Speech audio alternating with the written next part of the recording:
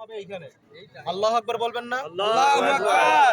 আমরা কথা না বলি শুনি। আল্লাহ তাআলার সিংহাসন, হ্যাঁ, আল্লাহ তাআলার সিংহাসন হবে এইখানে, কিয়ামতের মাঠ এইখানে একটা অংশ। পাশাপাশি এই জায়গাতে রাসূল করিম সাল্লাল্লাহু আলাইহি সাল্লাম বিদায় হজের ভাষণ দেন এবং এই মসজিদের পাশেই এই যে মসজিদে নামিরার মধ্যে রাসূল করিম সাল্লাল্লাহু আলাইহি সাল্লাম বিদায় হজের ভাষণ দেন। এখন ইমাম সাহেবগণ ওই স্থান থেকেই বিদায় হজের ভাষণ দেন।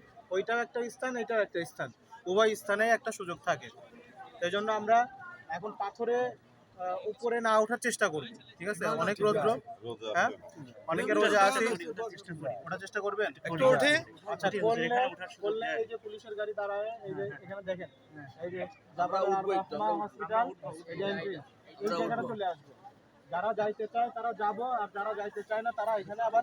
কয় মিনিট সময় দেবেন বলে দেন? সর্বোচ্চ হয়তো 10 থেকে 15 মিনিট, কারণ যাইতে আসতে আবার কোন গাড়ি ড্রাইভার আমারে একদম লাস্ট বর্ডার টাইম দিতেছে 30 মিনিট। 30 মিনিটের মধ্যে এখান থেকে বেরো চলে যাবে।